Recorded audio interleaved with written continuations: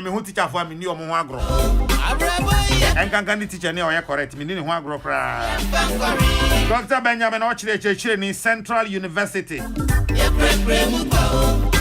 Sampan ya chochoro for penny MPP amanyoko ndini mu asantemantam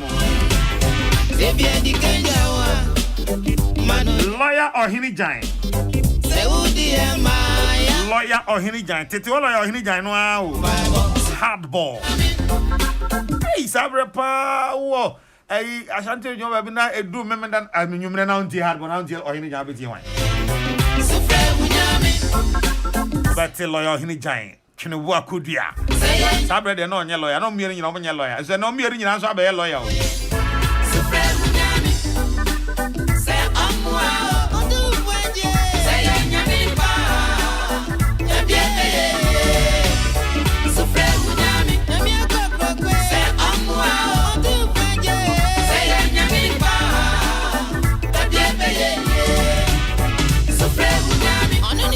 That's why says happy birthday to Mrs. Comfort.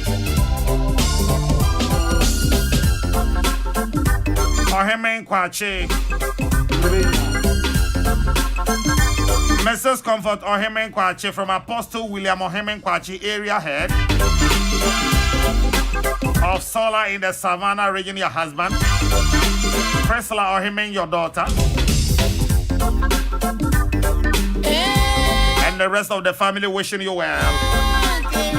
And I pay about 9:30 Supreme Court better say na ya hwese Mami Gina do kwa mensa obegina witness box no mu anase onyinam eno ye number 1. Efri hon ye behu ba bia asem no ebekọ. Se obegina mu a ene ye behu de ebesie onyinam nso a ye behu de ebesie. COVID-19 ene ho sensem so ewa ha. And appointment committee of parliament so or masha setrana asi enra ona abet kanda pa ko omanim ena afi kokwajima menu enso so ekoye ni nyina ya appointment ene ho ensem lawyer Ohinijan a private legal practitioner no pay or ha ye fese sampan ye Ashanti regional secretary MPP obabeke ho ena Dr. Benjamin Ochire lecturer Central University or so ewo fiase ena no pay penifoi ena meni wo mo edi juma na mamenka ho se Wadwin chen wasem bisa bia de baba Kokrokoo so na no pay. What the 0244844488 0244844488 0244844488 aho na de adwin chen asem bisa ni nyina ebefa. Doc, mache. Ya nia. Na wapom. Ya mia don pa bo ni ahweyi. E de ya mia se Christ asomdwen council. Council cardinal. That's na assistant parish priest. Now saying, you know, my offertory na assistant parish priest na open offertory na parish priest na kasa so be ni. Say ja oni wa no machine na nai. Ene try oni wa no abisa be offertory no. But ya mass intentions ni de ba. Kakra ho. Nyame o hobi. Ni susua. Sao. Ene esa wo yere on pipe boom. Because nyame shira on boy be ba kese. Anyway, ya da say no person wenye ho adaje. Ya da mi ase. Lawyer. Daniel. Ai, lawyer Ohinijan. Cardinal ba ko pe. Hardball ba ko pe. Now, Sabor, how hard was it? It was very hard. Very soft. Oh, how many did you send the machine? Come on, body in I born off air. Well, show. No, the will be on air. You're bending. And now I ticket to be out here. I only a Gary Nima. Or a Gary Nima. I ticket to be out in a Gary Suti has. Aha. I'm church and say more fine. Yeah, but also if you be nobody see. Mate. Aha. That's it. That's it. Enti why lawyer ni? Me pesa me no e be free asia no pay. So I don't pay court no transfer at 9:30. His lordships can say omoba ombe sa determination no whether Mami Gina do mensa or be call witness box no man answer uncle and then from there e be hu near eho. I am obrofo. And am to say. Yo.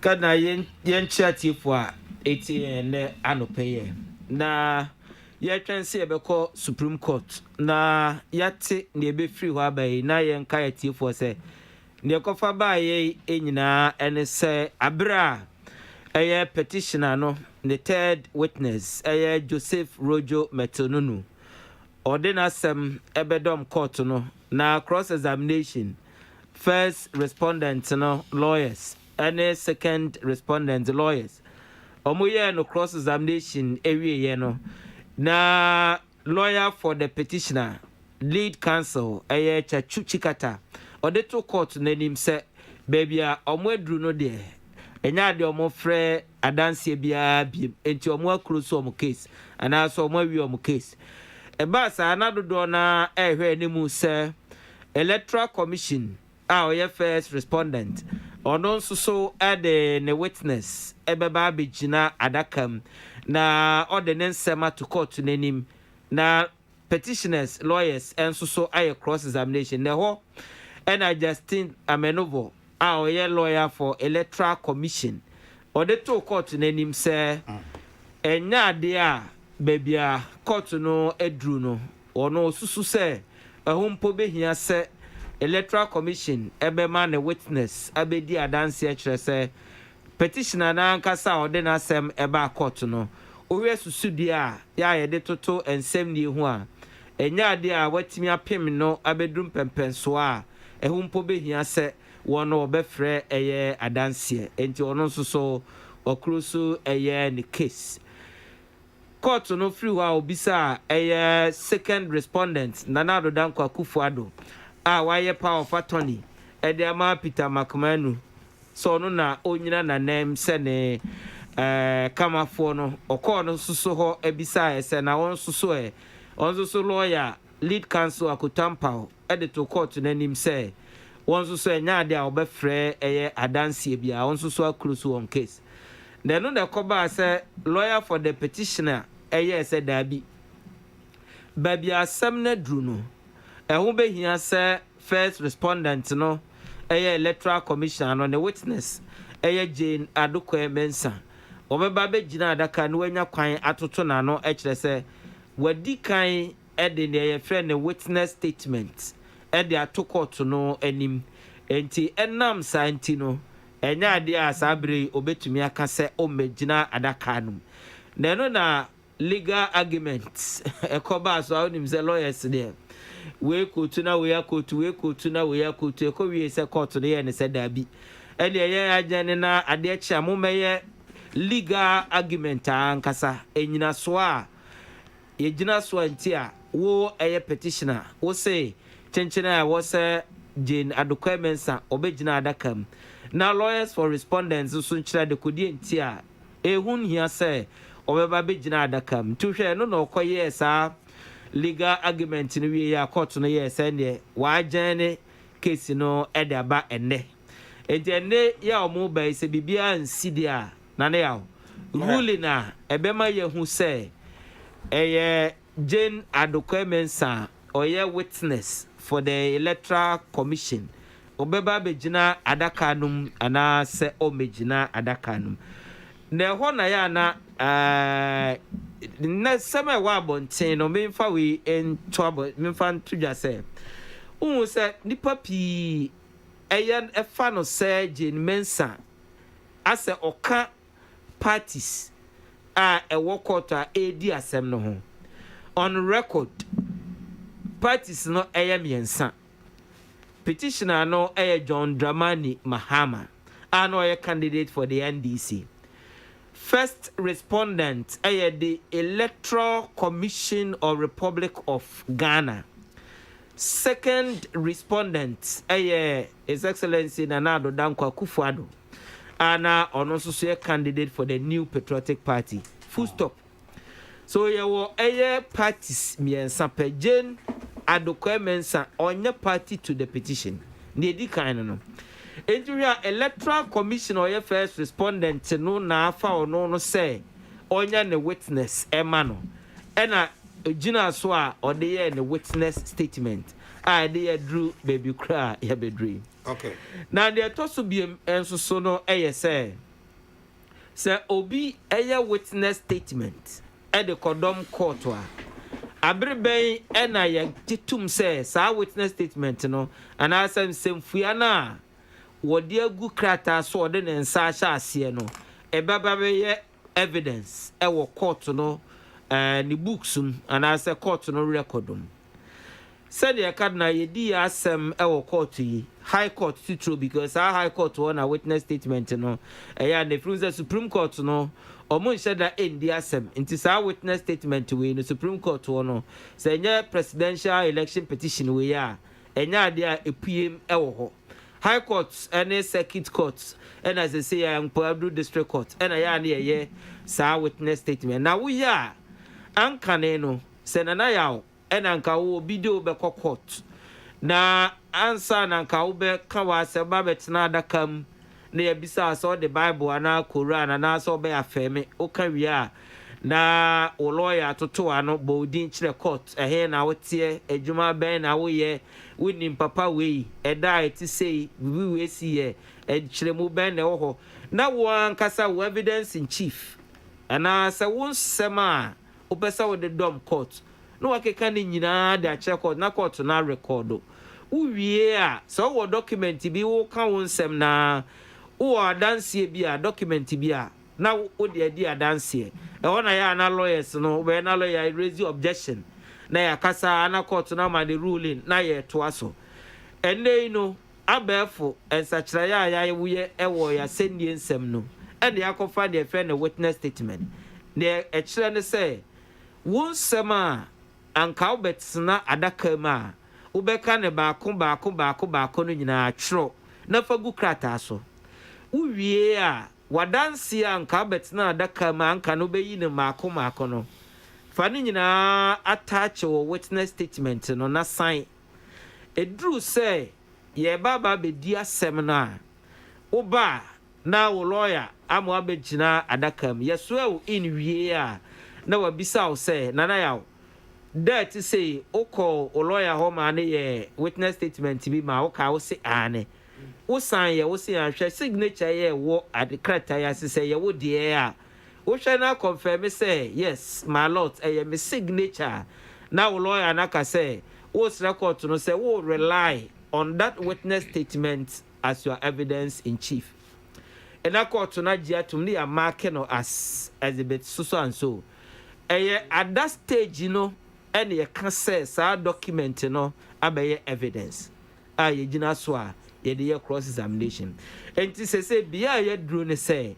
sabri Jane Mensa ye electoral commissioner or ye witness for the first respondent ye electoral commission onyant na adaka no ma onfa sa witness statement no endi adanse no court no efa ne say eye den e ho na de sa nchiwa enti no ahwe ya ba now petitioners no lawyers no kire say to the extent say ono can say madansi a me de be court na wo abrekwa na omo ye case management no o ye say mejina sa witness statement we so na aka ma asem no and say na on person omo ye interrogatories bia response I free electoral commission ho ba ye say oh yeah witness no kra say duru so betena adaka ma mbetimi aputuputu no sa questions no ntino chenchene a e wo se obedi adanse na odi sa witness statement no etum ena ono so lawyers e kire say ye dum bra ye nyam frɛ no ma ne metena adaka ma ye mfa sa witness statement no ento court anim say eno na ye adanse no de e document a untumi nyina no so enye bibia ntino enya nhye say e wo say ye kofa no chenchene a say o medi adanse untumi mfo obi say o medi adanse ntino de o kan say Matthias ye a what it means ne say ma me Jane adoko mensa statement na witness statement na o de akoko to sisi a say onko gina adaka mu a is of no use. Not that it's of no use, but it is at the time I wajina adaka no and a court no ebegia tum say abeye the evidence in chief. Say that ho na nyehwe. Nyehwe eye krata everybody say a potential evidence in chief, but enya may evidence in chief. The krata wasan ya wa file or court. But enya may an official evidence in chief before the court. In the state and I said the status no.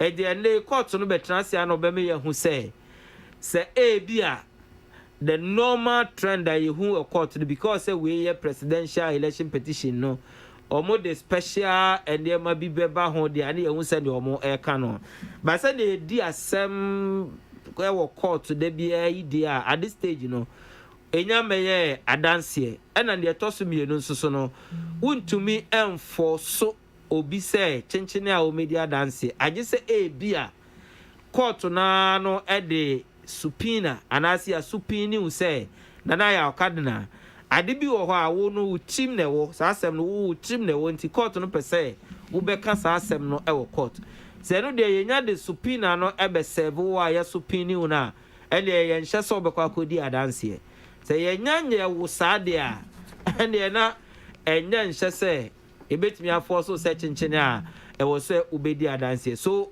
and they say ya ma sa subpoena no a eno no okwa say you say 3 parties na was a petition mu the petitioner first and second respondents yes and the man say court the subpoena my offense gentleman say ya okwa the lawyer for no mujira ma parties be say you be as ba cross examine na it depends okay oh say so court no subpoena na obey say bia oba as a court witness parties ubetimi subpoena se party bi na subpoena e na ode oba ya the background no depending on say dia bana oba no be ba be ka wasem se e ya botremu a oba be ka asem no e de aboa no a na wa be ye o ye subpoena de so oba ka asem no dia ma no wi a na the other side no across examine wo na mo na bia ye by force say ye nim say oba o meka bi mayen enti no chenchene a yakotwe wo de wabade a ene ye do ba na ye be treat say wo ye hostile witness enti na ye do fam to say that ye be cross examine obi a o ye what best no witness na ahwe de ye benya e de free but na ye nyandru sa stage ni sa se CA ni a da court na nim no subpoena sem bia nim a witness statement any witness wasem and I can say say enebeko don't also forget say abra anka da normal circumstance say what the wasem ekodom quarter wono as the petitioner no enka wonsem na wakeka agu krata so aye friend pleadings yes no ensem a wakeka you have not said that on oath. Enti ebeyen sema wo court no record so when na wo no wire witness statement a wabegina adaka ma court na gia tum on oath and afi ebeya dance here before the court but no was in this petition no unlike 2013 petitioner that time no candidate Akufuado eye ene Jacobe Chebelamte ema eye that time no Mahmoud Baumia doctor say onu na obeka omasan ama omunti okwatena adakam eso ya oma evidence in chief a owie ya cross examine no na 2020 petition we ya ewo hosisi ya amended petition no respondent no ankasa anye any witness statement and a one fan mpabo one show be by way of say power of attorney say onko jina na nem enkana sem emano na mom or rely on witnesses. Umusa brana Ghana phobia bisa say adena petitioner na oye John Dramani Mahama oye allegation say obia nwene edi enko run up between ono and second respondent no adena no ankasa nkodi adanse the lawyers were quick to say emra bia ni Ghana ehye say chinchine a wo de wasem kokota e wo so kodi adanse enti wan kodi adanse a ne kwanso ano no.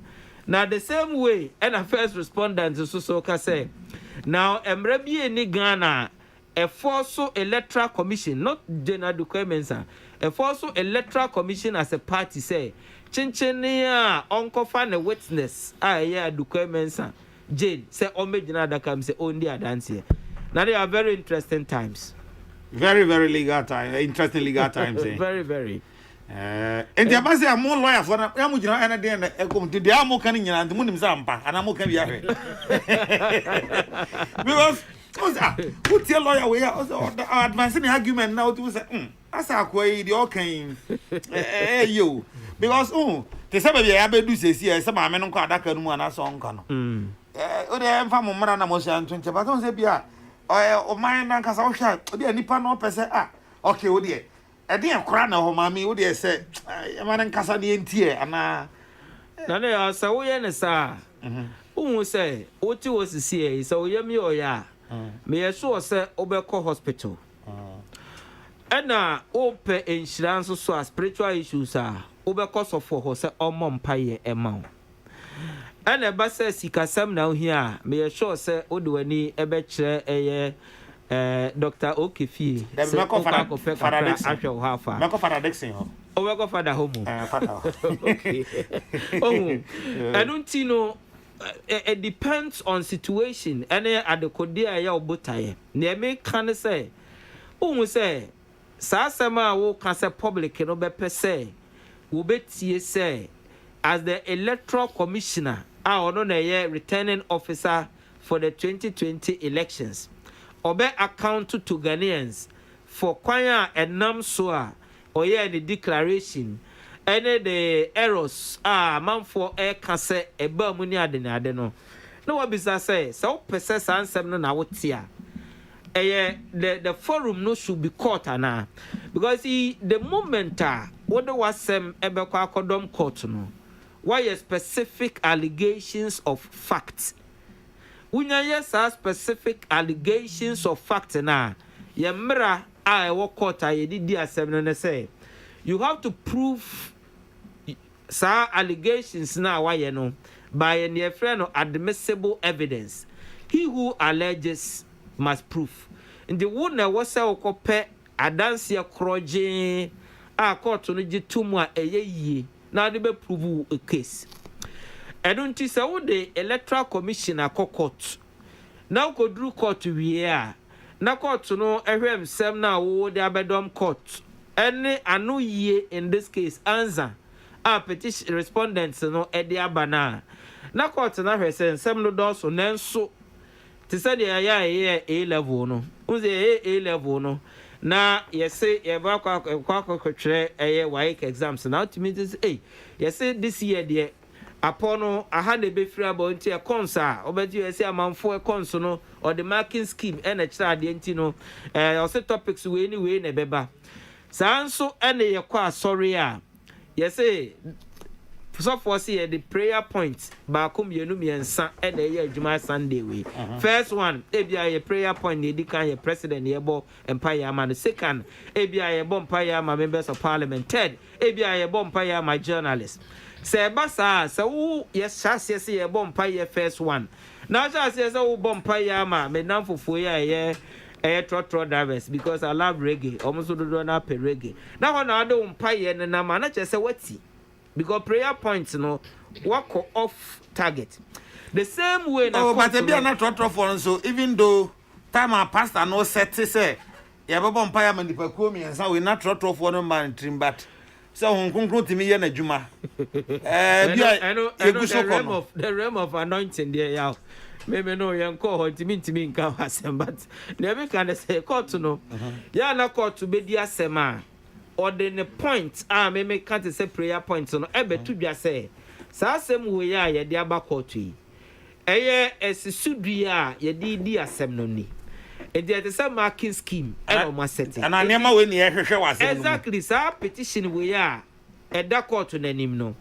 why yes a marking scheme or the adi same way 5 issues okay now 5 issues no say who chema sampan English teacher mienu we na somebody 2 first one no legal purely legal point I don't know yes say whether or not petition no a disclose reasonable or serious triable issues. And no ban because obekaya respondents no more de one answer ekodom court no. What the same say they afraid the preliminary legal objection. Say look, petitioner no crowd na assemble court no. Or challenge the validity of the declaration adjournment on the 9th of December 2020. Meanwhile, Article 64 of the Constitution no say presidential election petition no was say grounded on say will challenge the validity of an election. And your mono can say usha petition no cry. Emu isha da nyedru emu yaha. Ena enya de a wo de toto nsede ania a measure up to Article 64 to court no cry mbongu wa breko anka yentie adanse mpo enti no na court no setting it down as first issue.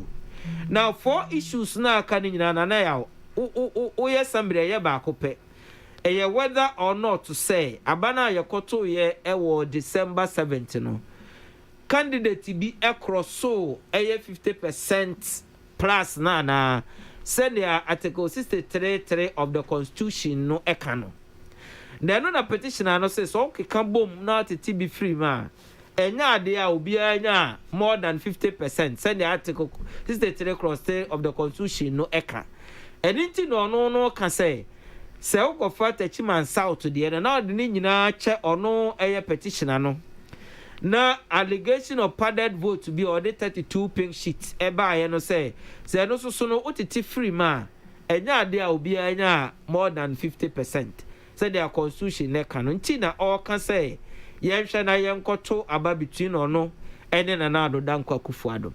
Now these are the issues before the court. Enti na ya say ukọ outside some marking scheme way. Now for any other issue say nka Ghana for ye di enti enka bia yemo bi megina adaka because ebema ye hu say bia accountability to Ghanaians no enka ebema ya tensem we ebema ye ni age na ya boye nsem ebema ye hu say maame na mo obi biscuits eno mo obi pan no mo obi tea na ne asansem no enya nsem before the court with the greatest of respect enu ti court no hwe say obi bia ode adanse aba court bia no should be obi anansem a oka no e was say follow under one of the 5 issues and I say 2 of the 5 issues and I say 3 of the 5 issues and I say all the 5 issues now you are setting it down no and some now all can you can situate some no e was name say want me and ground no e any of these things court no is not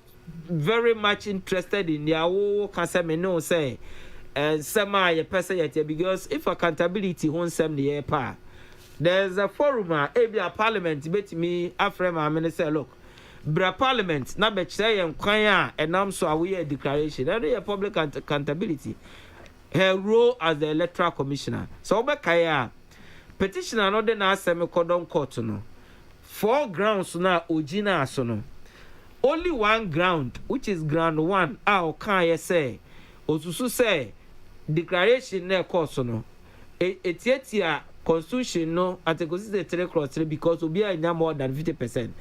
The other 3 grounds so na infractions and I say and sema na ono susu say etietia article 23 and article 296 of the constitution so e ho na kire say omo ka say ebi omo kire letter bi come electoral commissioner say nka ontwentwen so enso ontwentwen so no declare and all those things na ne ya Sunday man court na setting it down as issue for trial. Enuti na me say as a lawyer no ka chem say the basis and I say anticipation aye per se obi medi adanse and say because the member who say obrichi article 23 or article 296 of the constitution letter call ya otwentwen so ana wantwentwen so ne say why no palm no free strong room ne say na mana eno no nya issue before the court for determination.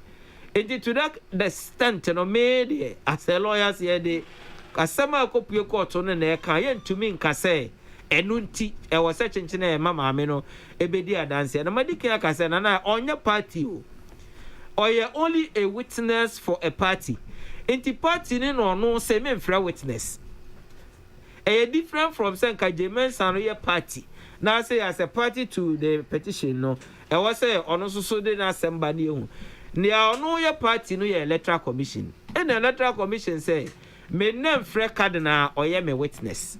So the focus should not be on J Mansa as a person because on your party, the electoral commission they say on friend a witness and uncle so be friend. Full stop. And in an hour some no in the public court of public opinion. Say they now cannot there. Ebiana Samson ye assume the person. But there was a say near Supreme Court. The apex or the highest court of the land. A serious triable issues and a court to deal with.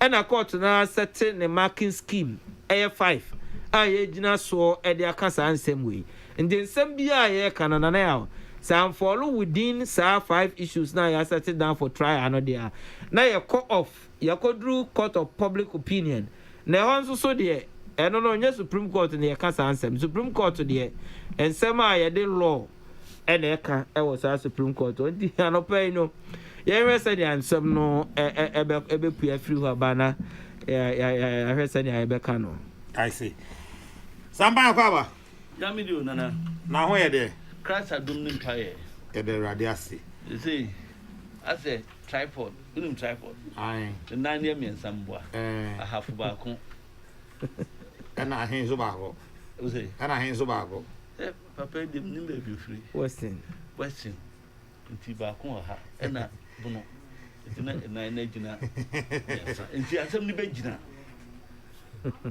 mentiasie ontiasie se de mo me manya appreciation to the moment to ase a lawyer fu se de mo si kan asem no eye court no e de bebua court ni bu asem no e begina so we ye hwan be bia be ko no onim ho bibia je se bia review kan ho ana lawyer oh so ultimate see be quite so review but review no so answer so crowd on the ono so on the rules and regulations yeah yen politicians are court down home common area yasem ye different o na meeting mo na nkeka ya bi no mo keka no he na edro bibisa mo say NDC or mo petitioner no lawyer panino chachichikata no say nya ni nua ne Professor Kofi Awono say na ya ni Professor Kofi Awono ai omo ya busua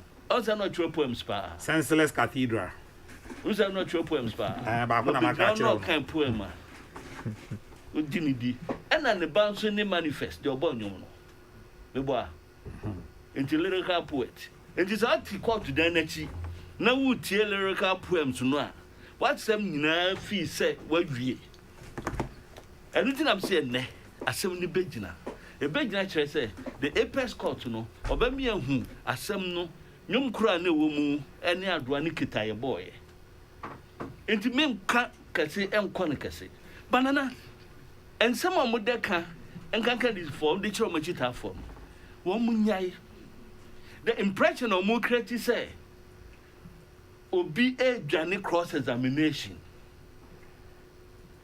suggesting say cross examination no ene bema obi adi bim ana wadi form aloya fue ka say enkrata efa asem no ho obi anu yidie sem no eda court nanim when him say asem no mpo no na court ne pa enka wo mo me enkotin konyu anka asem kombe tuma hwe enkrata no a statements no witness statements no the buyer any other pleadings no e dey gina so aka asem no the written submissions yes e dey bu asem no but they decided to say betie asem a lawyer for asem bi am say Kokrokoo you are not obliged to answer question of people uku ja adakam so a witness enya so e be bi say bia na pa be ya no enti na obi ka say we na dey putu no enti sa o hwisa putu aba ka say so ya we dey putu a emputu enti accusations ne counter accusations yemma yan kansa mun hye ye chitafo bi mu na nye won de no mo hu say asem bi wo ho he me hu say me de me lawyer me kan ntia Supreme Court me kan hwe me de me kan say the politicians ne kan no so wo ye wadwini say wo yi individual bi abegu no hu fia wo begu no hu fia no e so hwe nsuo na de ko jare nipa say ye kroji ana eye den a ebisa wo a wo ko ka asem no ye bisa wo say wo ya na wo ma change narratives no ai enye say declaration ye ko pe na ko pe declare ko pe de am say am ekwan of fa so ebu asem no na ka kwan of fa so bu asem no ye bisa question ta na wo huni nti ka ko bisa question aye den say kwan of fa so bu asem no na me hu na ade no ye nyina nim se mrapon we ni adwuma na me am adwunu menti ase no na kire witness na nya na kire mra no say Supreme Court so na kire mra ase Supreme Court no na kyerɛ no and to court na ma kyerɛ wo kan asɛm no wo na sɛ wotimi kyerɛ mmara no sɛ 1 2 3 4 5 sɛ na tie ade bi adodo manfo no nyina pɛ bi atie no a na ɛpɛde ne pɛ tie me pɛ bi atie o saa ho me de minim sɛ asɛm ɛkaba na nka ewie asɔso ye ekodi de tɔkɔ kosi etutu aso ekodi tɔkɔ what you say enti ni sɛ de me worry no hwɛ na no na you know crofobia I don't want to mention names send this for be no more be the post to Facebook na be a tweet na ensem bia wo mo keka enti na me ka sɛ tripod asɛm ne begina ne gina nso a obi biara wo Ghana no obegya tum sesi na asɛm ne tie obi antimi nkɔ ba bi foforo enti the pension of NDC for say one more cancel my term crofo am more false hopes said one more year one more year demonstrations in that for and now you am call to your papa economy assemble ne bemu obi beside Dentina what about the relevance of that question just in a maneuver ebisa no the relevance ne say what was the electoral commission no tia do so na ya me no wonka me no wo twini twan me ba studio me wie ya na ne ma focus ro hono na ye nyina ya tifufu ho ne ye san kwan show na na sa wona me nya fan nje se komo ne o da bi na kwam di me na mkotuma dia ne die enya wo na wo de me kokoto aduane ne me tu nsa didie ne me sere what you say into a child say that a criminal now wo see e work with ACGC ne wo muntem na nya no kre tu wasa ka je wajita fa no say mo dada wo mo ta kura kwato ho no mti wo si afa biscuit anka ho na say isi so ye budget biscuit no afa manu a wo penade ko ma no da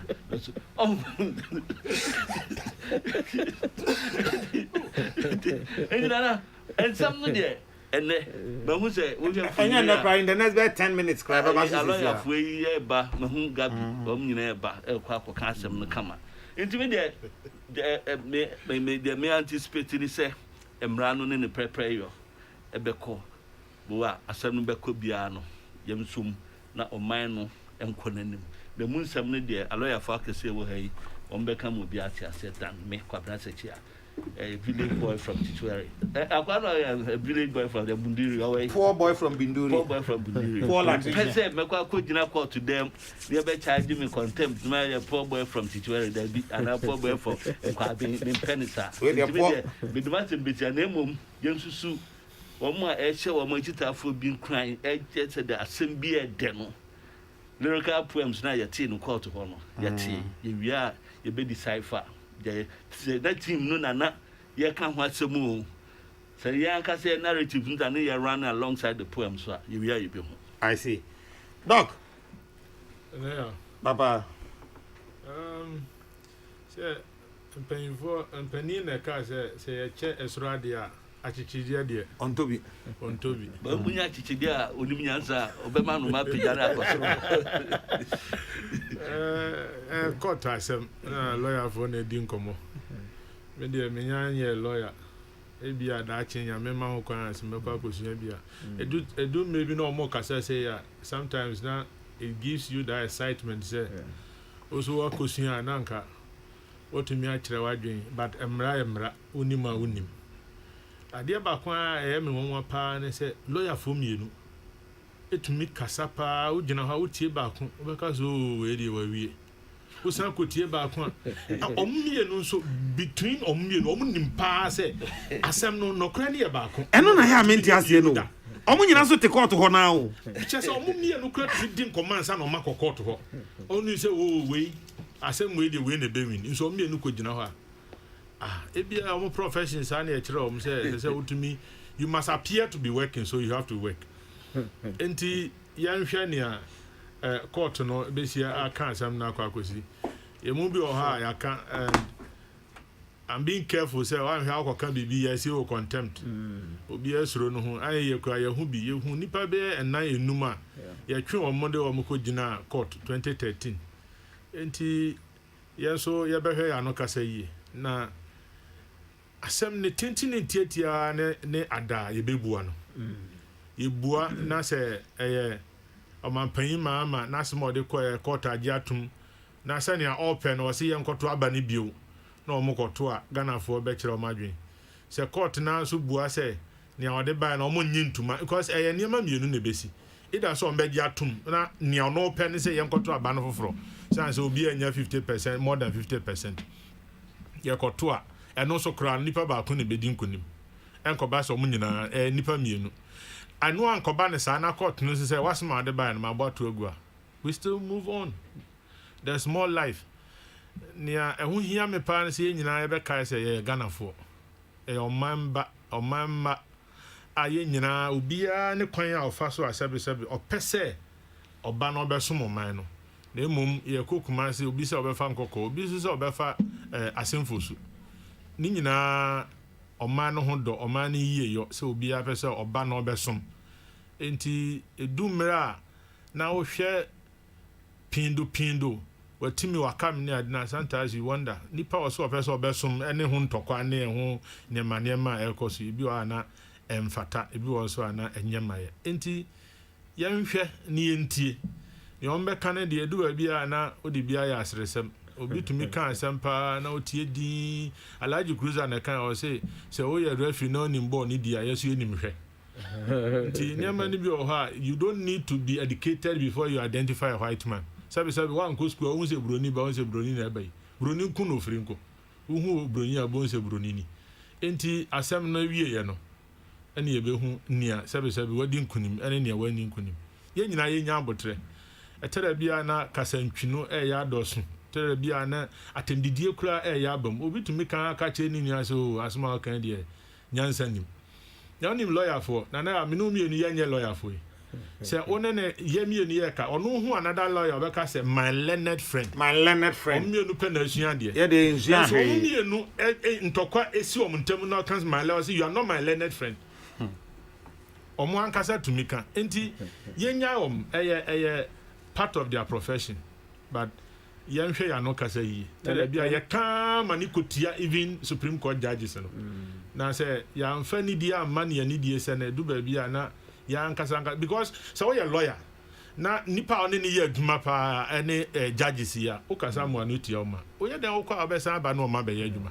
o tumi nkasa o na obi anya kasa ana bibi wanta bi asimuntam nti obi anko ne ba bi da bi mo ye adwuma bom na o man no ho donti nti ye nyina ye nya abotre na nia esese ye nye ne yie esese ye no Ghana ye nimu nwase niema ekoso ye bi asiwa ma hodo so obi se o ye to aba ma ntiase ye bia ma declare mo president obi se o me edu ba bi kwa na Africa he ya na sin to aba one young guy bi a okọ contest ye say ya man no house arrest just say ye de no de yakoye nimpa Bobby Wine Uganda niema pi hwe watara de tantantan ye say obi anko 2 terms second term no ko ono ne o pese obedi na de no nyame afre no nti ono anfa kwan bi sukuntrase asa be gina tete enti o hwe niema ekoso dia na nka Ghana de kami mami kabi no at least ya te ase kakra yakoye nim we should be proud of ourselves to say ya amfa dua anko bo bi trim hwe NDC forecast o montie a declaration ase kura no mante so omko bo obi na om ya no say they went on the streets and they were protesting nti ye nyina we can pat ourselves on the shoulder and yanka say ya boy homodin now we can do better and no make sense to say tama ye to aba no ye hu say enipa ni bi eheda nye say mfomso eheda say ombe ye niema enye enipa ni bi sheda say obi tumi de ink eye ne trim no de sa kan na ote ama na say no ni ade adetina yama ya adwene kosa niema no so because Supreme Court yama ya tie ase say si ye be wia wa ye wia from the police station kwanu krasa afran ya titi president group do free so ehwe ewutu hwe enu kra ko si say oh enti niema ni pi koso enti such people no na o se ye hwe kwan ya fa so a ye be ma because ye emra wo ho a ye de ye emra da ho a ye de koto abe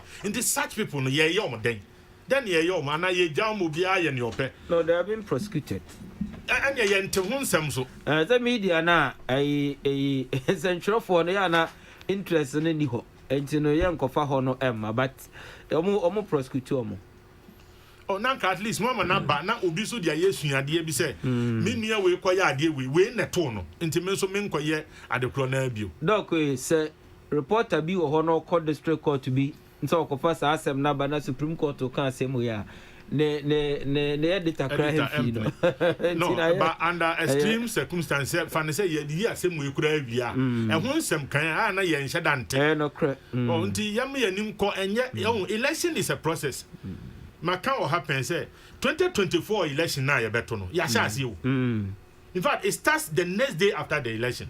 That's true. So unti womo e be kwa pre MP womo ba kwa pre presidential candidate ni ade omo nyina obi anim say meko na owia wa sheda akote ba bi say me manfo say memra omo ankasa nim ya ho niema eno de ya ye nyina ye ni enti it's a process no say ye ho hyem ye ntwea ma enu adana ye to aba no aka say niema bi ankoye ana niema bi asay enti we must all have that collective interest say o man ye boa na yetumi a building mana kodu ba bi a ye nyina ye ni be so enti na na men kama ne wa election petition there den am say ye twa be 40 days or more o de acha hwe be match ana o de emfampo say e be kwa be 15th match na na ebesi na nya si awie whatever happens Ghana still remains Ghana na one fair to lawyers. Oh, the doctor can say, oh no, Ninu a lawyer, Ninu or Chibrina, Madame for pa or a lawyer. Na, yeah, could you brother? Ninu or Leonard friend. I am the Leonard friend. I see. But you're educated friend. We are highly educated. Oh no, it's a doctor, so he is highly educated. But on your Leonard. Oh yeah, too. Yeah, we say we are highly educated. But on your Leonard, doctor, we are professor. Yes, we are highly educated. But on your Leonard. See it. Baunya Leonard. Yeah, in casa. The guy free ho. Yeah, ho na ko. Galaba for the program big mass. It's all guys as and otumfo na obema keynote say. Na Professor Otu Alice and a chassis. Okay. And all address here no. All my address or call otumfo boy I will drew lawyers in the sono. And also and my learned friends and our lawyers ni no the professor no onye lawyer enti okasa wie ye na ayo great one enti and also opacha say onye learned friend wakasa learned friend na edru his royal majesty otumfo so and ono ogeji mood no hu say lawyers no twen say no be address ye If you do yes, so no say my learned friends. I feel otumfo akokasa. How we dey akokasa no. And you know who say grofo wo so mutia yetimi nka ne kese. Ndi e no I say munim media mente say Professor Otu Aliso. Me no me a learned friend by association na dey tie ni. Me only roommate I am my wife. Or no a learned friend. Enti me so cinema me learned friend by association. I be lawyer see enti mo amu ajina we learned friend by association. I see. Yeah, that say what confer on us. Yo, mama men kind there omo a ehwe ye no so e dey aba e na no pe kakra na fe me hwe se bia ma no besi na court no lawyer for na ada omo ho adi awie na ebetie Yes, any yeboa na yahwese de besi akode a na yahwe 0244844488 0244844488 ehon na yede adwencheri nyina fa mo so a mo hwe live on Facebook Peace 104.3 no and so ene de e bekin kan kakra amamo Nana Kwame Opasco ewansa woska na please NDC and MPP should stop this court case and focus on our economy. Ghanaians need help, not protracted legal battles in Supreme Court. Hashtag greetings to MPP. Abanga. I don't know. Sir Amo, Bono Regional Communication Team member, MPP. Sir Amo, Kakra. Area Kusi was Central Market. And was say, these people are wasting our time and resources. Mrs. Jane Mensah, no fears. You won't. You have done what you were supposed to do. Leave the rest for posterity. Area Kusi no de buy. Mensah but not soon. It is never too late for the petitioner to withdraw their case. The EC boss has nothing to hide. The Apex Court will decide very soon, and we will know what next for this petition. My regards to Honorable Asenso Bowache. Moon Kyla Jonas said the year say, by nature, any liar who seeks to polish his lies and make his voice heard always speak long. And that is what is. But as we have all seen, the justices have been very fair and correct in their rulings. Okay. Moon Kyla Jonas said the year, Kerry. Seven be hot the outped, I just open and be my now outcome. And the Union woman Numuda. Record now. Election petition, election 2020. But the Supreme Court is a learning curve for all of us, especially we, the pocket lawyers. We can clearly see who has a case and who doesn't. The truth shall stand at all times. Regards to Frank Anot Dompre, Eric Dankwa, Edway, Efree, Dobru, and Ode Ebaye. This one says, sincerely, I think Madame Jane Mensah should have actually added sugar bread to the tea if the biscuit had run short. Leviticus powers. I say, till date, NDC hasn't proven any case to the Supreme Court except the negligence of their agents. My regards to Mavis Howard Combsen. Kwesi Ben what just so besen ase. Nanayao. Let lawyer TK explain subpoena to me. And when can a lawyer ask a court to issue a subpoena? Is it every case that a lawyer can ask the court to issue a subpoena? With the medical lawyer Hinijan Street, na me so me dey aka ho say subpoena no it will be at me say lawyer for na me sorry as my subpoena bra. And answer no so ya de sere o de beto court na nim na court na adwene ho say ye gi sa subpoena no to mo ye and answer enye ye. Counsel. At what point I now ya pin no and I near the bed. No ya dey me kan enye ye. Me tak tip I say pin. Like say hono my editing no. Na le say ye wo has to see say o ye emba ni say Peace FM e bia na ye program bi e na ho akoba asem e wo court e na pese o na na ya okese me pese bia obedi adanse e bia na me invite you in your official capacity e was me de to court nanim na court no ema akwanya na issue subpoena na ye de be serve eye mo adwuma ku say ye pe na ya say o media dance na oba on so date record of program na ye no on fan ka ho na on famra na on fa media dance and the subpoena na ya ebia party bi lawyer betimi as record to say ebia na aban dwuma ye ni bi e na wo pese obedi dance ma age say na dwuma mo panyin no e release no Parliament. E de na ma ana say bia even in just sampan wo sisi so chira de wo school na incident bi si school na pese obedi dance in his capacity as teacher or Anglican secondary school I just saw supini no na institutional release no amana ba bedi dance or ba na ne fala e wo ho no boni chem no de abedi dance enti supina no de o lawyer no betimi de send to court anim say bia police ni bi na pese obedi dance in his official capacity no I just say institutional release no aba bedi dance de amount and there one day ya na just saw for so nipa because unim say why ya nipa no pese obedi dance enti no na was record no say just say nipa we chinchina o say na dance dey na beboa enti no court no issue subpoena dey fa nkofa no mra na obedi dance eno so so e eno na santie so ya twe na bo so ya twe wa bo so enti subpoena na na ya eye sa na tie enye ye kasa with the Latin word enti na ya na enti why you dey subpoena na be say won yes you have been subpoenaed to come and then testify. I see. Is it or shakiti I dey ato so. I know there one ma court no no engineer. Okay. Mama. What does it? One ma contempt. You.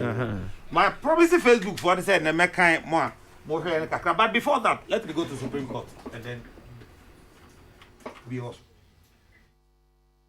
This court to give evidence, notwithstanding their express indication to the court that they do not intend to do so. This petition was brought under Article 64, Clause 1 of the 1992 Constitution. The petition seeks to challenge the validity of the election of the president in the 2020 presidential elections conducted on the 7th December 2020. At the close of the petitioner's case, Counsel for First Respondent announced to the court that the first respondent does not intend to adduce any evidence in the case and therefore wanted its case closed. Counsel for Second Respondent associated himself with the position taken by the first respondent and reiterated that the second respondent would also close his case because he was not adducing any evidence. Both counsel submitted that having regard to the evidence led by the petitioner through his witnesses, they did not deem it necessary to adduce any evidence in the matter. The two counsel relied on Order 36 Rule 4.3 of the High Court Civil Procedure Rule CR 47 and Order 38 Rule 3E Sub Rule 1 and 5 of CR 47 as amended by the High Court Civil Procedure Amendment Rules 2014 CR 87. Learned counsel for the petitioner has opposed the position taken by the respondent and argued that the respondent, especially the first respondent, cannot refuse to adduce evidence in this petition. The grounds upon which counsel for the petitioner opposed the petitioner's decision not to adduce evidence are that they have both elected to adduce, respondent's decision not to adduce evidence are that they have both elected to adduce evidence in that they have filed and served witness statements as ordered by the court. Counsel for the petitioner argued further that the first respondent in particular, besides filing an answer to the petition, has also specifically deposed to an affidavit in opposition to an application to serve interlocutors in which the chairperson indicated her availability for cross-examination. Finally, it was contended by counsel for the petitioner that the first respondent chairperson performs a very important constitutional function and as such must be made to adduce evidence in this petition to account for his stewardship to the people of Ghana. In their submission before the court, counsel for respondent, particularly for the first respondent, sought to rely on Order 36, Rule 4, Sub Rule 3 of CR 47 and Order 38, Rule 8E of CR 87. We have carefully examined the above rules and our opinion that the provision that is relevant in the determination of this issue is Order 38, Rule 3E of CI 87, which specifically deals with the use of witness statements in civil trials. We deem this rule to be crucial in view of the position taken by counsel for the petitioner, among others, that the filing and service of a witness statement connotes that a party has elected to adduce evidence at the trial. We recall that the filing and service of witness statement in this case was in compliance with an order of this court as part of the pre-trial protocols before trial commenced. It is also an undisputed fact that a defendant in a case can elect whether or not to adduce evidence at the close of plaintiff's case when such a defendant is called upon by the court to open his or her defense.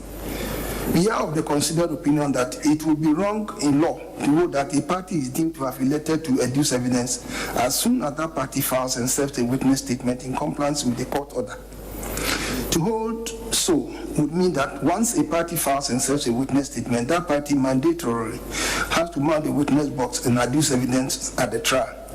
This position is not borne out of the rules. Indeed, Order 38 Rule 3E Sub Rule 5 clearly provides otherwise as follows, quote, if a party who has served a witness statement does not call the witness to give evidence at the trial or put the witness statement in as hearsay evidence, any other party may put the witness statement in as hearsay evidence, end of quote. The above rule implies that when a witness statement is filed and served, the party who files it may choose not to give evidence at the trial. The principle is the same in viva voce evidence, where a party or witness who mounts the witness box testifies in chief and fails to turn up for cross-examination. Such a witness cannot be compelled by the court to appear for cross-examination. He suffers the penalty of the evidence being expunged from the record. This is exactly the position the respondents have taken in this petition, where both respondents have decided not to adduce evidence even though they have filed and served witness statements. The above rule also points to the fact that a witness statement filed and served does not constitute evidence in law till the author of the statement mounts the witness box, takes the oath, and prays that the witness statement be adopted as evidence in chief pursuant to Order 38 Rule 3E, Sub Rule 2, which provides that, quote, where a witness is called to give oral evidence under Sub Rule 1, the witness statement of that witness shall stand as the evidence in chief of that witness unless the court otherwise orders. End of quote. In view of the clear provisions of the rules referred to above, we do not agree with the submission of counsel for the petitioner that when, as in this case, an answer to the petition was filed at the pleading stage and witness statement filed, the respondents had elected to adduce evidence at the trial. We are also of the opinion that the filing of affidavit in interlocutory applications with the averment that the deponent will be available for cross-examination does not make the deponent compellable to adduce evidence at the trial. Counsel for the petitioner has argued that because the first respondent performs a very important constitutional duty when it is sued in an action such as this case, different rules should be applied. However, counsel failed to refer us to any provision of the 1992 Constitution or any statute which require that the first respondent, being a constitutional body, should be subjected to different rules of the court, and our own industry did not unearth any such authority.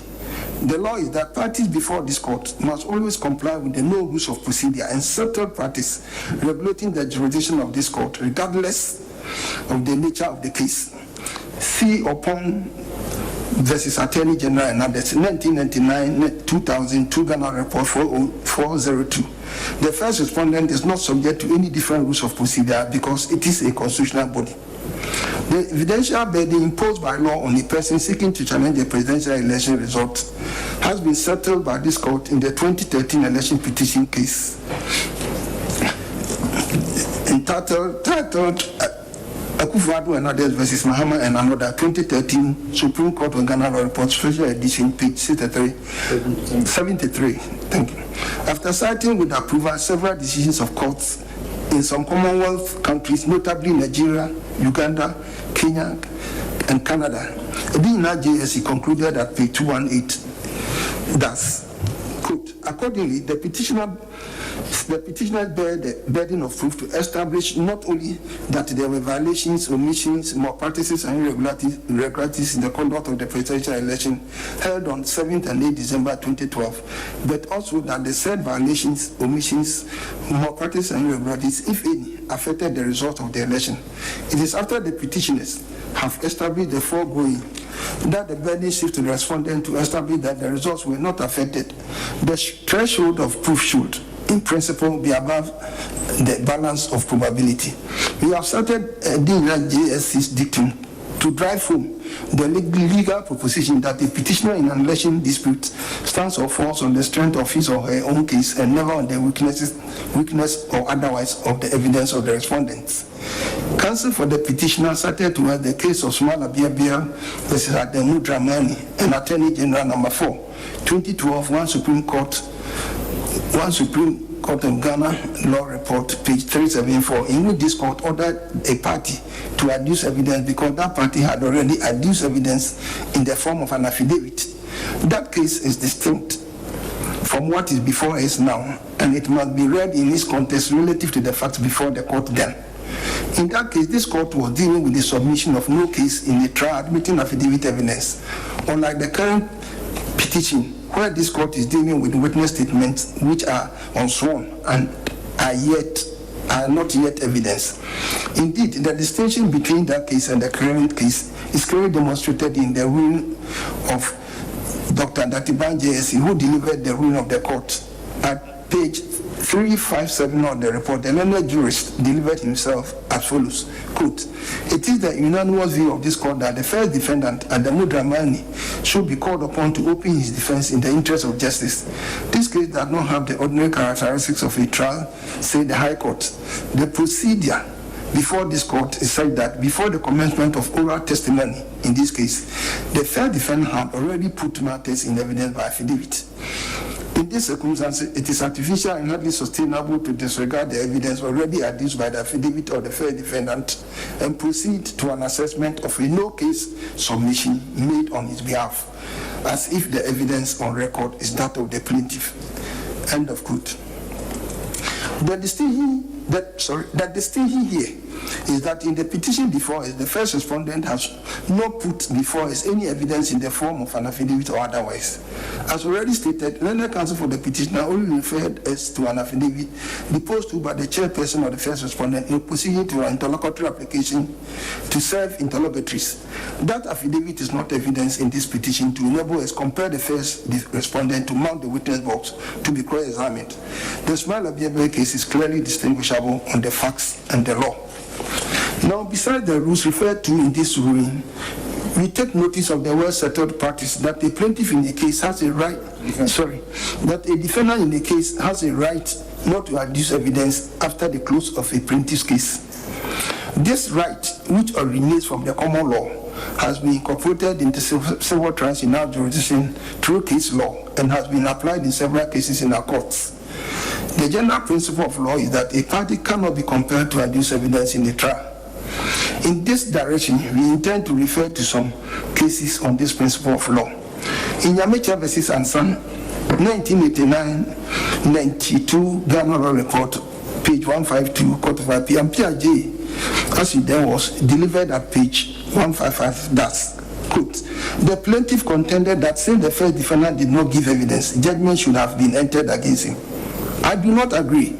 A party to an action need not give evidence himself. A party to an action needs not give evidence himself.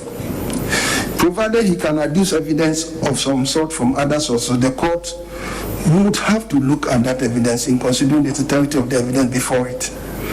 In Baron versus Labi, 1962, one Ghana Report 168, in the practice note, Oluyeniyi then was delivered himself as follows, quote, a party to a suit is not bound to give evidence, and the court cannot compel him to give evidence if he does not want to. And if a party, having gone into the witness box and sworn or affirmed, elects to give no evidence, his opponent is not obliged to cross-examine him. This procedure, therefore, is not irregular and cannot vitiate the proceedings and the judgment in the case. End of quote. In Tai and another versus FIBA International, 2017-2018, 2 Supreme Court Ghana Law Report 906 at 919, Forman JSC opined as follows, quote, it must be remembered that the fact that a defendant does not appear to contest a case does not mean that the plaintiff will be granted all that he asks for by the court. The rule in civil cases is that he who alleges must prove on the balance of probabilities, and the burden is not lightened by the absence of the defendant at the trial. The absence of the defendant will aid the plaintiff only when he introduces sufficient evidence to establish a prima facie case of entitlement to his claim. End of quote. In Ama versus Hydroform Estate Limited, 2013-2014, 2 Supreme Court of Ghana Law Report 1551 at 1567, which was cited to us by Counsel for Respondent Benny JSC held as, quote, a court has no duty to call upon any party to testify in the case. The court acts as an umpire and only hears such evidence as the parties will prefer. Whether the parties will testify or not is none of the court's business. Indeed, a court to insist that the party should testify will amount to the judge descending into the arena of conflict. After determining the tribal issues, the trial court leaves the field clear for the parties themselves to decide who will testify. We know of no law or rule which entitles a court to call upon a party to testify in the action. If such a law or rule does, we would venture to say that it is inapplicable under legal dispensation. End of quote. Finally, we refer to the case of the Society of Lawyers versus Sir William Otto Jeffrey, BT 2000 Queensborough Division Commercial Court, which on the facts is similar in terms of procedure with the current case before us, incited by Counsel for the second respondent. In that case, all the witnesses had served their witness statements in accordance with pre-trial directions under the civil procedure rules, but lawyers had decided not to call them to testify at the trial. An application was made to the court for an order requiring the opposing party to call the witnesses at the trial so that the applicant could cross-examine them. Creswell J. held that in civil proceedings, the trial judge had no power to dictate to a litigant what evidence he or she should tender there was no obligation to call witnesses. It was counsel's duty to decide what evidence was called and the order in which it was called. The instant court had no jurisdiction to make the order sought. The law is therefore settled that a party will not be compelled to enter the witness box and testify in support of his or her case. It is a risk parties who decline to give evidence take, knowing perfectly well that the court will be left with no option but to proceed with the available evidence before it. Counsel for the petitioner has strongly submitted to us that we should not apply the Society of Laws case to the peculiar facts of this petition because the first respondent, being a constitutional body with defined responsibilities, must be brought before this court to be cross-examined as a way of accounting to the people of this country for its stewardship. The Society of Laws case, like this petition, also deals with witnesses who have served witness statements and have decided not to give evidence to be cross-examined. We are amended to state that our jurisdiction invoked in this election petition is a limited jurisdiction clearly circumscribed by law. We do not intend to extend our mandate beyond what the law requires of us in such petitions brought under Article 64, Clause 1, challenging the validity of the election of a president.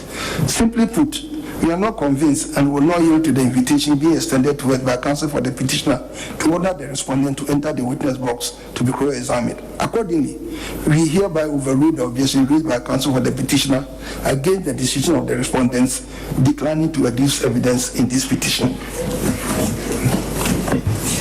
As the court pleases. We are most grateful to the court. And also we are most grateful. Please, you will rise for about 20 minutes. My Lord, yes. Respectfully, before you rise, I think I ought to notify your Lordship that we will now seek your Lordship's permission to reopen our case in order to have a subpoena on the chairperson of the Electoral Commission. Now, my Lords, we know that we can issue a subpoena without leave, but since we have closed our case on the assumption that she would be, so we intend to file a formal motion. Counsel, it's a court of record, so like you correctly pointed out, you come by your form, you'll be heard. Very well. Yes, but you come back and give directions for the further trial. This one.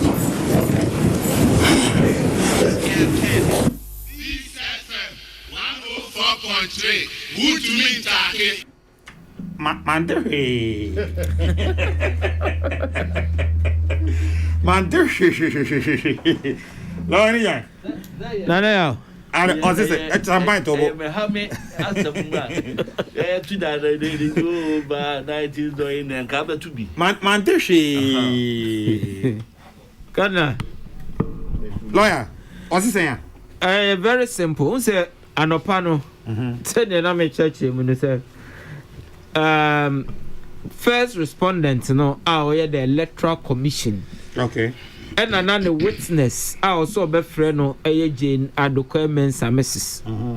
And another witness statement. And a first respondent they to court to name say on them free witness bia. Enti Emma petitioner no lawyer no oppose you no. Now the court na can say send the anopana me chim no say witness obi a ono wo de na ba court o say on frɛ onem frɛ na dance ni ana o say nko be frɛ no no emra bia ni Ghana ubetimi de ahye ne ketene sa chinchene a oma nipa kro no so be frɛ no no obedi adanse ama no no o medi adanse omo say emra bia ni Ghana has say and omo so nya say apart from emra na omo gina so de adi sa asem we no ombe yes omo ko famra fufuro bia free baby e de aba be yes o enam petition we no nti yanko chinchene a yamfo so first respondent no nko fa witness mra sa invitation enya ade a omai ready so mbeko akọ eje sa ade na tumti ni ti a wa ne say wo mo abo lawyer chachuchi kata asema na o kan say chinchene a e was a Mensa bedi adanse no mo bagu ejo mo so ntimi enforce Mensa say chinchene a o media dance because ne ana o so friend na dance na e Electoral Commission is wan nya friend no na ne yawo enti enye Mensa nko a second respondent na makumanu nso so aye witness statement ano no so dan kebe gina president anem no aka na asem ama no ono so no court na agya tum say ofo so no say o media dance a enye yi enti court na sorry say okọ no aba ma further directions kwan ya mbefa so asem no wo be edino. Okay, now 2 quick questions answer na ya heard the woman and when you can objection overruled no. Okay, objection overruled. Matthias here na lawyer Chachuchi Kataka say, my lord, we want to reopen our case and have a subpoena before this court. I know what you're saying. Who say? Asem na interesting. Uza say no. Uza no pana me chim say witness ebia the mensa for instance the role I'll play no say yes a first respondent na ebia na the bars na witness and na lawyer Chujukata no person mu supinu no na nko be ma obedi adanse a na nko betimi to say na because say that respondent no the ba so ya witness na say no wo eye petition ai wa cross case o wa cross case dia untumi enko sopini gentlemen say o medi adanse what I say wa cross case now say application a chachuna or signal say o person de bedom court no say or besre court no say court no ma on sign open or more petition no case no so that betimi akọ subpoena Jane Mensah this time round on subpoena to come and testify. Na no na court no twe na adwen si so say we no a court of record. Enti enya viva voce submission. Viva voce dey gina ho na de wano. And e ka person de bibisa beto court na nima. It was about by formal motion or notice. Which of course yes our formal motion no. Now the conservative respondents and so obviously ombe oppose, then the court will then have to make another determination say obema kwaya ma opinion on case and I say enya dia obeti ase but for now no court na paja ni musa obema further directions e was say ni we say dey aye koye nim ye bedi no. Okay, yeah sure asem we ase abesi ne this is the first time ama who say Supreme Court na ma ruling na was cited so many authorities. Na na hu say asem we nu ba bia na ya dru no unsa no ba bisa me asem bi say public no interest person mo te sa hu say na akoye say e crucial because ruling no mo ma no say omo ka say chenchene a the men say was say obedi adanse a na akoye say omo kofa omo de adefufuro bia bagana ya sendie nu ma ebenya serious implications e free na koi ewo asendie ho nsem ena so mo ankyerem so amanti ase so anya adwuma ye pon court unza manfo tumi ka se court na anya fair ena o mo anchi di na court no pese wode ensem no toto ho ema obia why ready say obetie ni ye de onkai hu say this is not the first time obia raise this issue ni say chenchene e wo so obi di adanse ama court na ka se da bi emre bie ni ho a obetimi ahye obi se oni adanse ntu be hwe a omotra Ghana mpo eko Nigeria eko Uganda eko cite other cases and omo sign ba Ghana with sa hydrophone case no e de be wie ni say dia emra no tie ene se dia cases a ya di mre bi atwam nyina no ne ekowia ne say untumi enforce party se chenchene a the witness or media dance here full stop. Enti na just say authorities no society ye ni nyina ye de bia sida a na ye hwehwe se dance ni no ese se ye hye no obedi dance a atimuafo no se da bi eno no but okay bibi na very instructive for me. I say we have the opinion that there is no law that currently compels a witness to witness to give evidence. Now, if there is any such law, it is not applicable in our jurisdiction. No. So the Ochano say, lawyers Rebecca said there's no known law or procedure applicable in our jurisdiction. Your jurisdiction is a Ghana assembly. I shall be say, Chenchenia, I was say, Obedia dance here because, sir, assembly way there, assumption. Coinfan say because, election petition way there, a unique, a special, entino, a mre wo hwa ye didi asem dada ni nyina yem fanto baabi na yen ka se mpo efemra bia ni hwa yem force maame no na o medi adanse e na court no ka se omu nim emra bia wo saa e wo Ghana ha na se saa mra no bi e wo hwa ne na ye e bia Ghana achi ha baabi ntino omu agina so abosa asem na go finally sir. Now that Jane, even though I file a witness statement, but she will not be mounting the witness box to be cross-examined. No. Subpoena, no say subpoena, but no so Babe argue why you think the subpoena should be granted. Yes, sir. Obviously, obviously. To Babe argue. Obviously, Babe argue because say you know, when the boy knew my trap on, say you know, say we case there. So when you case in this case petitioner no so one can what semi nwie when I decide some person me fresh champagne say obedia dance here say champagne a public officer now was record to no issue subpoena now they are called subpoena no the number so yeah on your public officer or your individual no obey witness statement now the number no obedia dance here the moment I say what close to case you know what view case and you know to me sign can say on your own no subpoena will be also media dance here.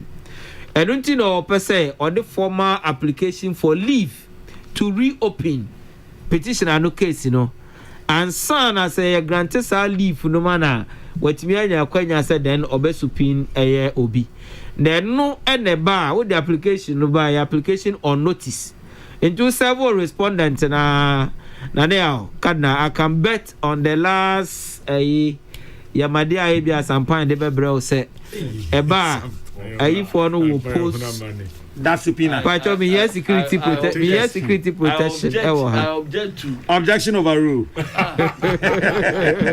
Now as a respondent will post it strenuously. They will post the application strenuously. And I have a court to no ruling ban or more at the Bema. I see. But as I said before, application no is not before them. And your mobile they will make their orders further direction. Say ya koye nim no. Omo orders no beba. And today be actually no say we don't for application no ba then it will be considered. But for now there is no formal application before them. So they will go ahead and make their orders. There say ya koye nim no saying ena assembly unity. And I heard baby Edru say and so so do we need bubua. Ebi a order se beba ne say written submission bi e wo ho lawyers no enkoye enfamra na court no asheda ebi omo de bebua case no. I see.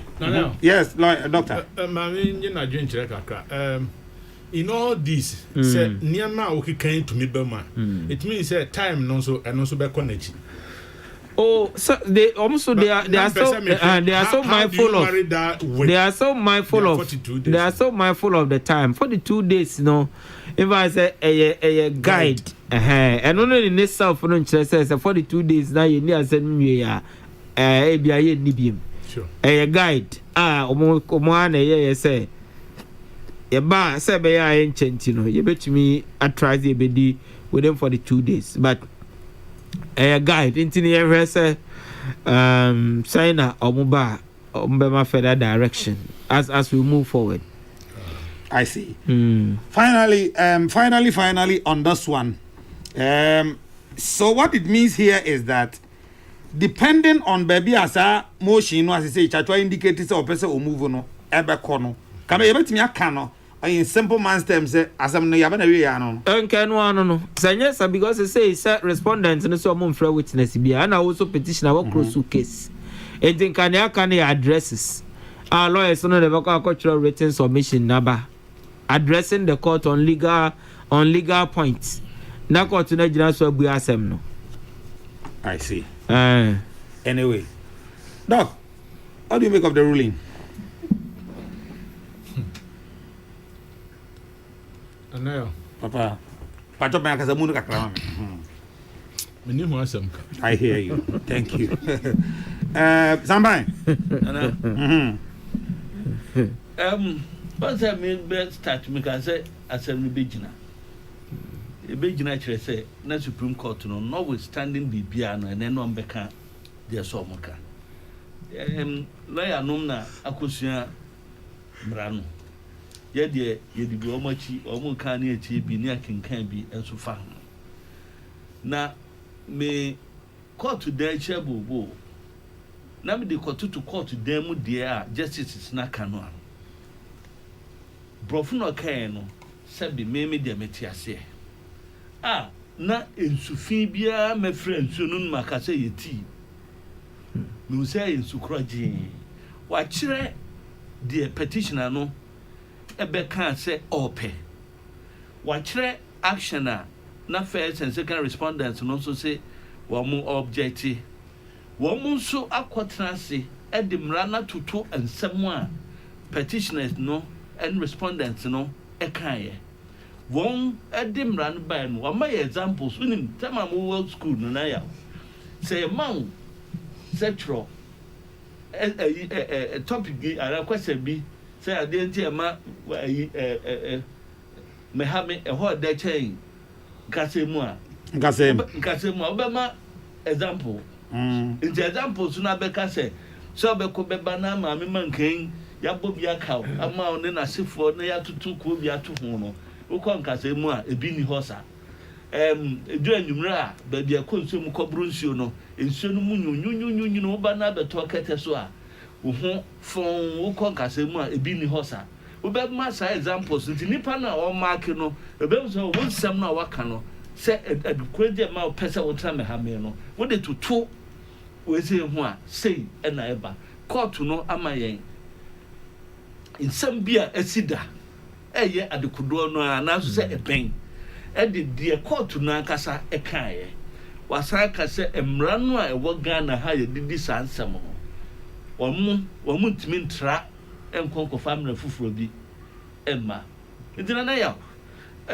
de abanu no se de chatu kan ho no mi nim kwan on be fa so ene eduru ho no mo kan lawyer fo no ka bi no mchechim ne so eti ase benya bi aka ba m de minima ne se yakosuku yesi na the day is over night is going ye nyina ya pon ye kofie obi e kwa akodi ma me fufuo ne na pesi akoposi no onti de asem na ko wiaro nana I see.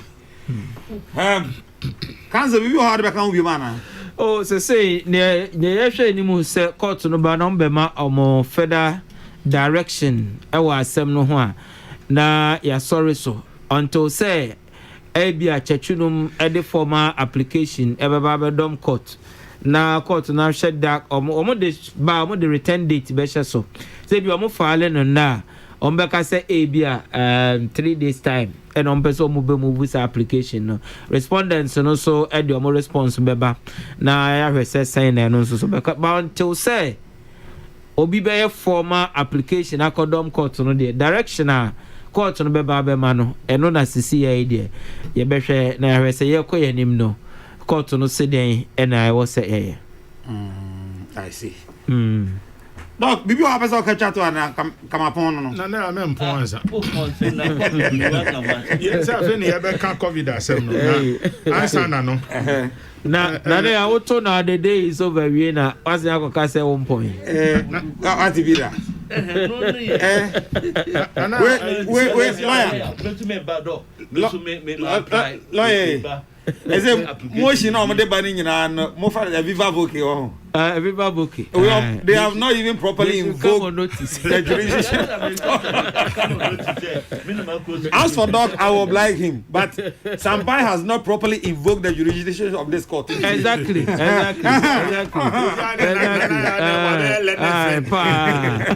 Okay, Doc. Also you to about for Council of State. Na in the words of Kamina Danka, I say, man, no more no focus here, no kakra. No. Nana afankwa. Ewo Bremanesi amona ya omahine ho ogina wa central region. Nti region for no aya omohu ne mobo na omonto abanma no.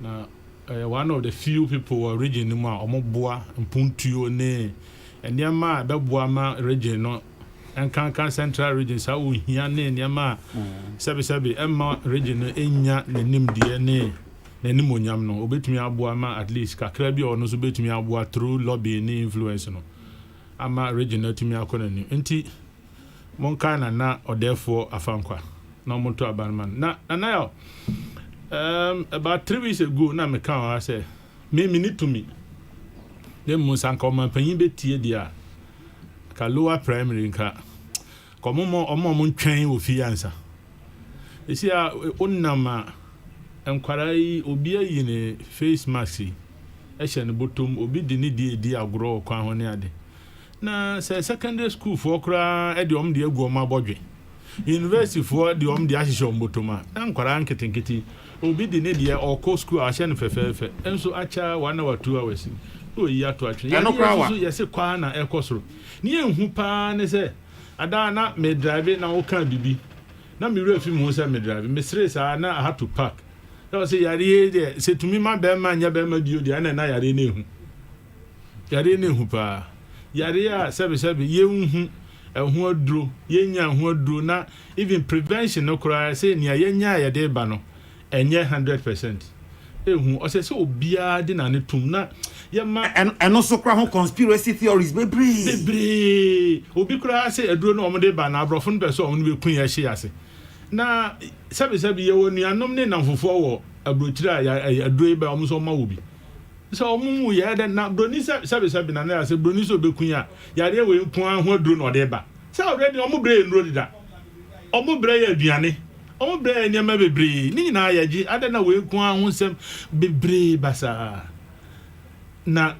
uhwe animdefo atitrufo nipa pipa na yekere say we onyayare ne bia sebe obi how clearly you can tell say we there sebe onya basabasa enso so ekoba yes onyayare ne yare na ehu yare a obetumi nya ne baabia enyame adumara kwa na last 2 weeks me bo police for abaso ebe san kaya omo say omo wo enkanka ne la pass utwam na oni bia omugina baabi na oni say nipa aso di omo say police for no ha okoto bi shansa na okotwam baabi a police for no won yeah enti yenim ne ya ne yenye si enyina ehwe ho ya at least ebetumi reduce the spread no na nyame amama se ne yekeka kɔ na enye then ne yeka say baabi a isolation center treatment center ni nyina ayema to the extent so bitumi ka say baabi a me we kura me nya baabi papa ntan de munya me na me nkofie ama obi atumi afi treatment center okofie susu ampa ogo so ampa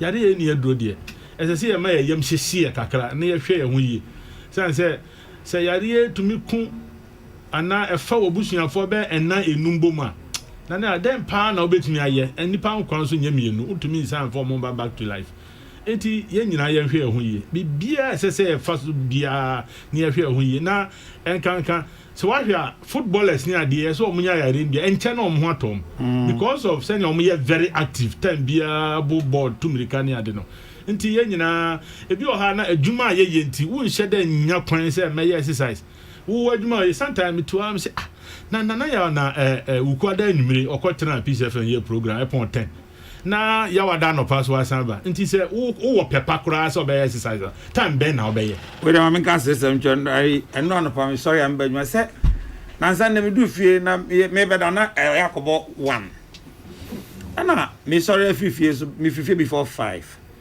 na small boy him say so daddy and then one kwadwuma wadwuma mfo no be yi wadi ana ontiasie wa brema me bana brema me eti na adwuma bi a wo ye no so be gina say ubenya ho kura po say obeye exercise na nti ye nyina ya hwe ho yie se wotumi nya exercise wo de kakra bi a obetumi aye bia na gana ya nkasa so ye nsem kan ne bi oha na nye obi ahia okwan ho kura say wo nante kakra keke bi say da o ka na say ya na o ka we na se won't mean top petra na yankasa the societal expectation any say na ye push ye ho me ye niam bia emwa yankasa na no so enye nti se ye bedidi ye na ye exercise kakra yare ne ne aduro de na so sebe wobetumi ehu nipa dodo pa e bia omanya bi wo area bi na bia ba ko mienu bi de omukon omanya bi nti ye hwe ehu ye yare ne ehu pa yare ya be ma nye be ma de na yare ne ehu Counsel for 40 years experiences closure of his case, based on which respondents take an action, then counsel for petitioner wants to reopen the case. Can the J crunchy again? Sometime, my phone, what's it then? What's the phone? I am Hey, who can send me family application, madam Deba. So, we invoke me, where court of records. We say, we would amicus curia. I'm Kabima COVID. Okay, COVID, the memoir can be. As some will say, Minya opportunity, Naman Khan, Yana, a hammer. Now, Oman Penny or my Ghana, that the Shishaye, at what's a yenina, yeniso. Nana, that be last week, Mikanaha, Yareno, Sebi. And Tisebia, gas beer, a pie now, Humia, now we call Akuwu. Nemum a free interaction, say Mekasa, Name, Freeman, Natu for Beku, Mebeku, Niasine, Minimum, no, and a bit Yamonia. And Utina, or my country say, Yankata Yano. One will say, be a me telephone yet the hay. Na Macasaso, Mano, Intesu Eguso, lawyer, afa, wasum. The other lawyer, and he say, or this sanitizer, every panensa, I know this amina and insu, a rule say. Yes, it's a monk can boom. Actually, so far one. And can baby, so much enclosed air conditioned rooms in a sephora. Yantity and tam. And tea, yet this animal will say so. A bebway. Not dog a car about Sukun Corano. Yes, I will consent. Then so. Yansa misa kwasenso enkura no nti wom wo fie no ayem me school no na wo mum pia na awufo ne bi do om kodwom ba bia nipa ba peso no a muntimi nya ba bia amfa no hwe moni mu ho wo kuma se hello mani mu ho wo kwa no om no om ma no om sam ho a na sere mo se aka bobbo so om hye nose mask na se ye ka se be ye the argument say enkura no sa the what say nyina ye aspirant ni say e what say hu say ye be krokro omo abba say kro no fees ku bedru ya the first thing say obewro no hu ne adware no yie enkra no bi enso wo makasa wo maso odin eno na nche no so no ye ya chechirefo na wo mo ye nsem no eye yeso ya sede e bi so mo say wo mo agyan no mo nsha e say wo ka kire ni say hye ye mo bi wo ha yen ye ya donke asem no mpo fa ye ho but the answer can who say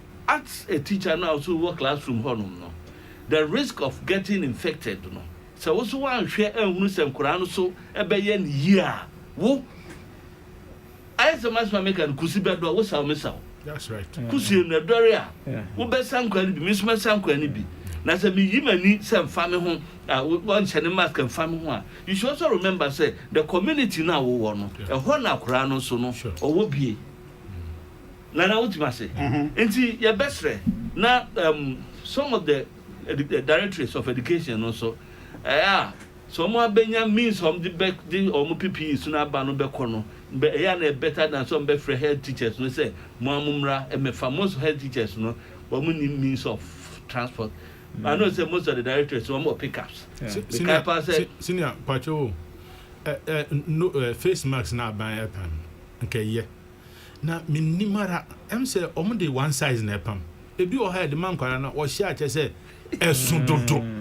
Oh, at least yen na yenim. Am kwara mpanyfo kura yen na yenim nyepe. No hu ne ye dia ma primary school for ni bia sebe. I say China for the pam. China ni pam shirt large man wa. Ahwa na na ya just said do to you. Omo vari mu kakra say we dey em kwara. No, ebi on so ejina ne che no so. Omo pam kwara dey. Ebi so ejina ne che no so.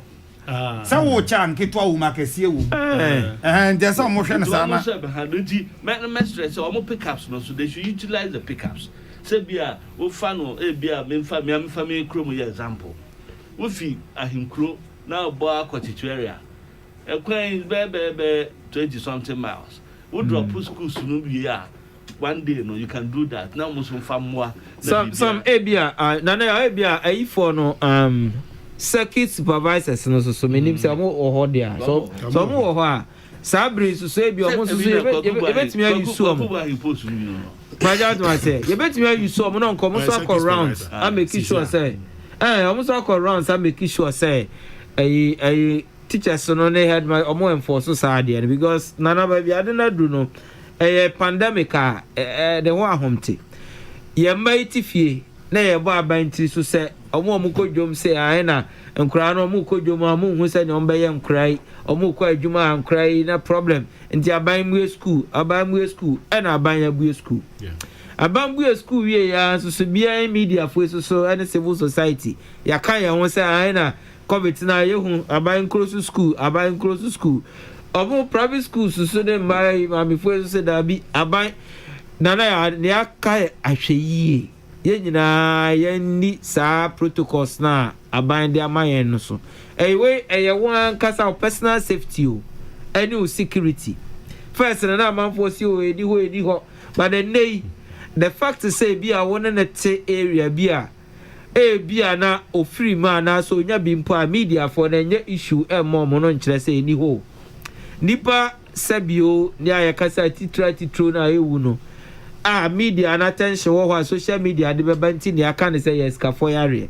but there are ordinary people to say me every day no e chi omo akọ hospitals ho tinana ye ma ye nimre na say the doctor kind yare attack oba ma de ayehu ti o say ma ye nimre kan say wa sorry what say nana said the lawyer come because Saturday na president special Ashanti region ye Mansun Kwanta hine ne ba chika kusi apia ne yire efi mu na o ma ye nhihye nyina se no mbesi ye no meme nde twa mu no omo ye private barrier na wokọ ho a me de ne example nipa mienu ono na doctor Prempe no so there wokọ ho a wo hu se protocols no were observed say nipa 25 no ni atiti wo ma ba ye wa chenyi omo mo ko ba bi na better ti nipa ni free ho ada ni mo so akọchia na efe ba ye ko ba bi a eno so ko ya Jack omo ba peso na u fam ba bi Jack enumre no which me who say nipa kwa ehia wo ba say the America no na ya say yeti paye bi ena nkwa uti be pa na pa dwedwedwe nti amakoto agya 3 a enka mfa me ho na say obekọ akofa na dia ba be kame na be hu na say yare no be hu ama me no de na Nigiri say ehwe na wo mo say enforcement action mo nsem no o mo so nyiro mo mate say am say kan west na ga east mo be ba mo institute 20 cedi fine bi fine pa no way any apra o mo mpra e ti no nche bia e mo pra e da me no ya adwe human rights asem chewa I was say ye boa mo abo ho ban na wabo society ho ban security about radio now okasa Hello FM or say UK they fine you also I'm starting with I think $60 or so now they give you a maximum of $600 into one to they will take you to court into your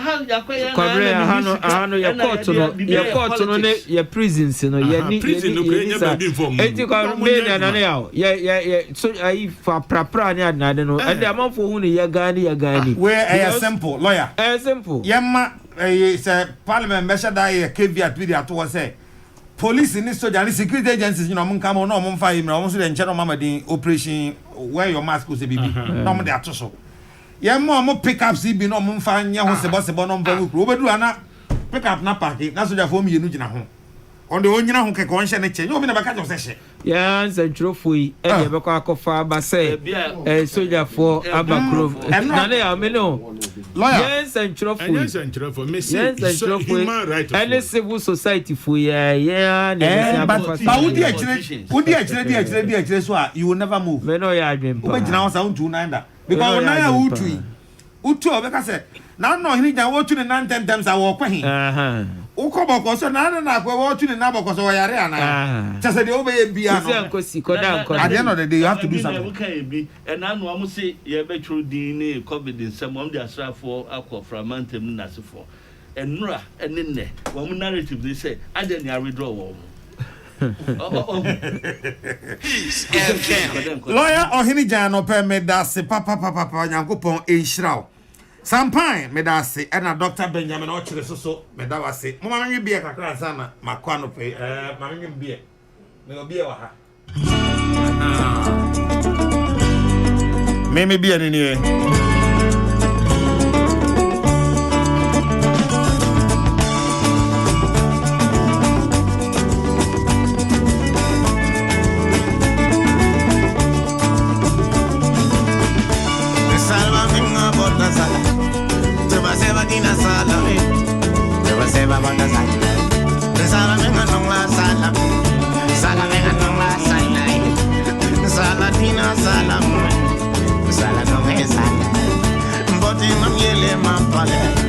living in the world, my brother, living in the world, my sister.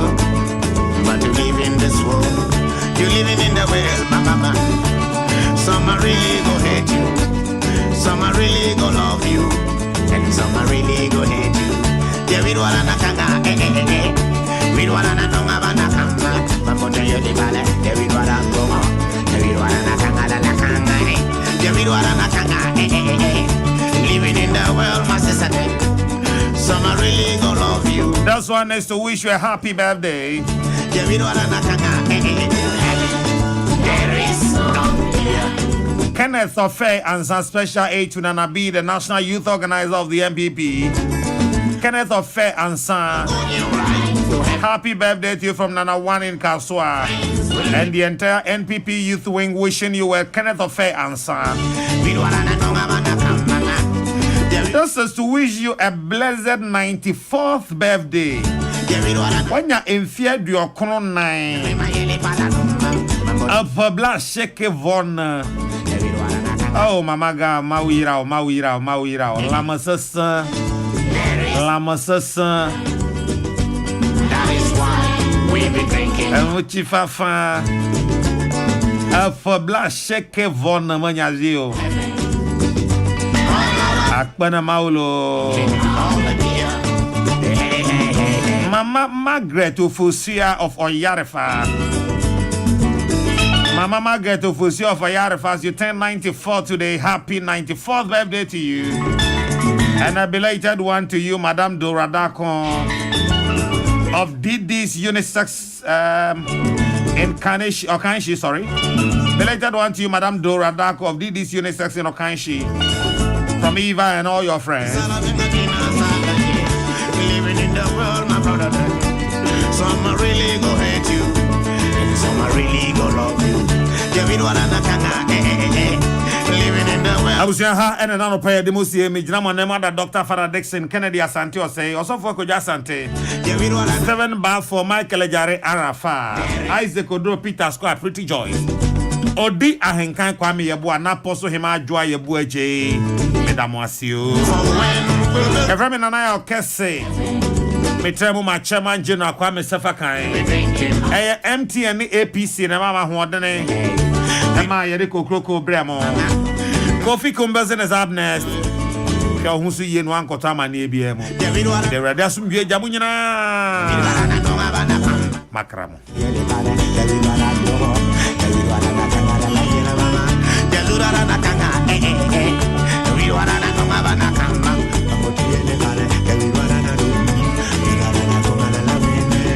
We